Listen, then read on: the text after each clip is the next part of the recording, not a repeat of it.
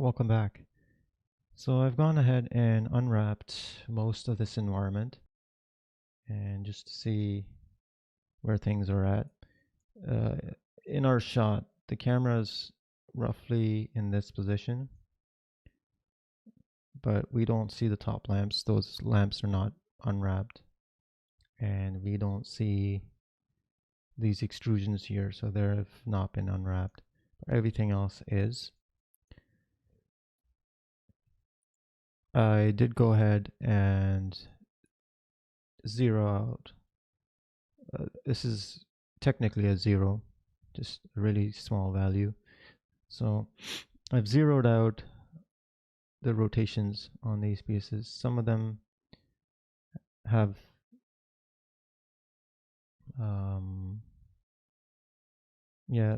everything's been, some of them have been rotated, but are flat. The idea is to keep them flat so that when we're texturing, it's easier to have like correct textures being applied to our pieces. So at this point, let's say you've unwrapped your asset, and it's time to now pack this into one U2 space, or you could have multiple tiles.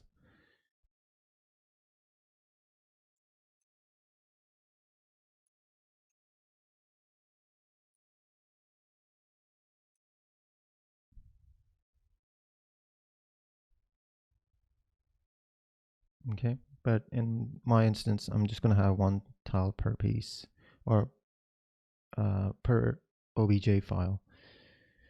So we select all our pieces,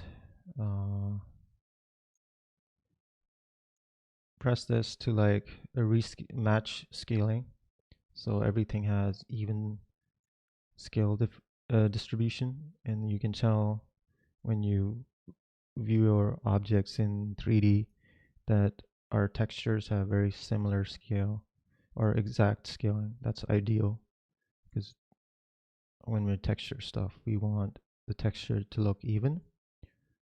Okay, so we scale everything, and then usually I just use the pack by translate. What that means is it maintains orientation.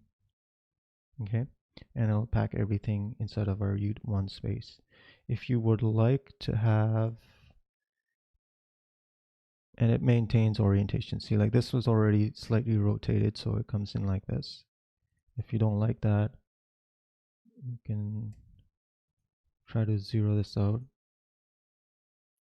or do this manually by right clicking and pressing space and right click.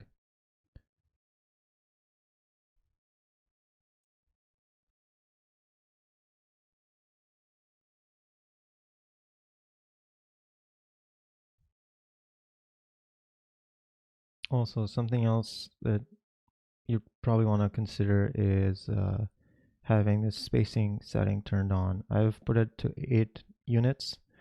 That's why you can see like there's a gap between each island. This could be anything. You can up this to something ridiculous, and if we repack, there's more space between our islands. These pieces are not unwrapped, that's why they're just floating in this U1 space. So this is a brief introduction into working inside of Unfold, and moving on, we'll start setting up our scene inside of Houdini.